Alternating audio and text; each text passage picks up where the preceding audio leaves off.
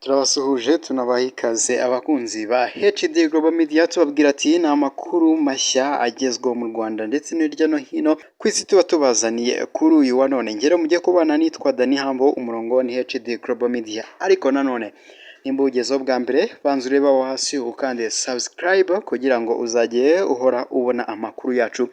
Kandi nanone ufashe uyu murongo kuzamuka, si ibyo gusa kandi wakanda like, watanga comment, duhereza igitekerezo aho muri comment n'ubundi ndetse wanakora share.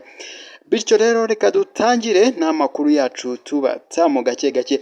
Tubanze tubabwire ko mu karere ka Huye muri kaminuza y'u Rwanda ishami rya Huye n'ubundi hari ibikorwa bidasanzwe, harashyushye, hari imyiteguro myinshi cyane, polisi yapanuye, abantu bavuye impande zose, ibinyamakuru byapanuye, RTV kabisa yamaze kuhashinga ibindiro ndetse n'amakamera.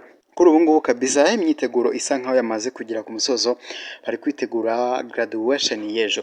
Muraza kwandika nimba mubishaka, ejo yose mwazayikurikirana n'ubundi kuri uyu murongo ntazaba nyibatamo duhibereye live kabisa. Gusa ibyo ngibyo birava ku busabe bwanyu, ni mubyandika muri comment, birumvikana n'uruca abana tugomba kwibazanira. So nuko rero bimeze muri Huye kabisa, ngira ngo ibintu murabireba bimeze fresh, amahema bubatse, intebe ndetse n'ibindi byinshi cyane. Imyiteguro ubundi hano ntabwo iratangira, ariko ejo nzabereka neza isura nshya yaho ukuntu hazaba hameze bamaze byose kubisoza, ikirori cyamaze gutangira. Nubu ari umunsi mukuru ukomeye cyane, graduation. Ngira ngo murabizi ni ibirori ubundi bikomeye cyane, aho abanyeshuri baba barangije amasomo yabo ya kaminuza bagiye gukomeza mu buzima bwo hanze, ubwo nabo bagakomeza mu masters. Uretse ko atari nabo gusa n'ubundi baba bari hano, ahubwo hari n'ababa bagraduatinze nabo barangije masters ndetse na doctora, baba barimo bari ibyiciro bitandukanye, ariko umubare munini cyane n'abarangije icyitwa bachelor degree. Ubwo rero nuko bimeze, maze ubundi tuva aho ngaho muri Huye twerekeze ku yandi makuru tubateguriye kuri uyu wa none. Naho kandi perezida w'igihugu cy'u Rwanda, Perezida Kagame, yihanganishije umuryango wa Raila Odinga, Perezida William Ruto n'abaturage ba Kenya muri rusange ku rupfu rwa Raila Odinga. Ashimangira ko ubuzima bwe bwose yitangiye guharanira demokarasi. Raila Odinga wahoze ari minisitiri w'intebe, akaba n'umwe mu bavuga rumwe n'ubutegetsi bwa Kenya, mu batavuga rumwe n'ubutegetsi bwa Kenya, yitabye Imana azize uburwayi afite imyaka 80. Urupfu rwa Odinga rwabaye mu gitondo cyo ku wa gatatu itariki ya 15 Ukwakira 2025, ubwo ari ku munsi w'ejo aguye mu Buhinde.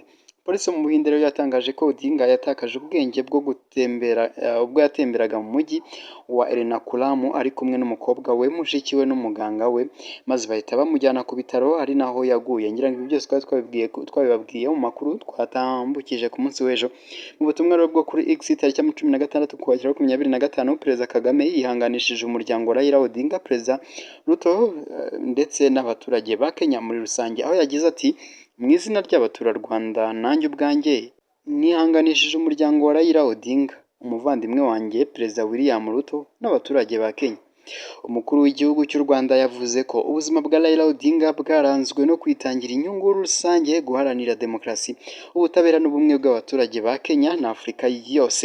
Perezida Kagame yakomeje avuga ko bifatanyije na Kenya n'abaturage bayo muri ibi bihe by'agahinda, yongeraho ko ibigwi bya Retired Honorable Raila Odinga bizahora byibukwa nk'umuyobozi w'abatavuga rumwe n'ubutegetsi. Odinga yatsinzwe inshuro 5 yiyamamarije kuba perezida, 2 muri zo zateje imvururu n'imyigaragambyo yanaguyemo abantu. Odinga yinjiye mu nteko ishinga amategeko ya Kenya mu 1992, yiyamamarije kuba perezida bwa mbere mu 1997, yongera muri 2007, 2013, 2017 na 2022, ariko izo nshuro zose agatsindwa, gusa akavuga ko yibwe amajwi.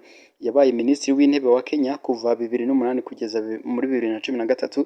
Icyo gihe bwari uburyo bwo kugabana ubutegetsi hagamijwe gushaka amahoro, kuko yahoraga ayobora imyigaragambyo buri uko yatsindwaga amatora.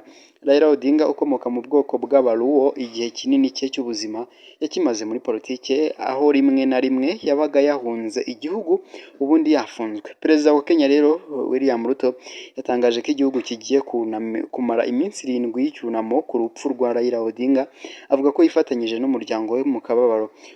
Ruto yategetse ko ibendera ry'igihugu ryururutswa kugeza hagati aho ibikorwa byose yari yateganyaga muri iyo minsi bihagaritswe, kandi asaba n'abandi bayobozi kubikora mu kwifatanya n'igihugu mu kwibuka Odinga.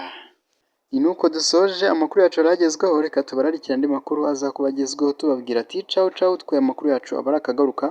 Jye mwabanye nitwa Dani Hambo, turabashimiye cyane kandi turabakunda, Imana ikomeze ibaduhera agashyushyu.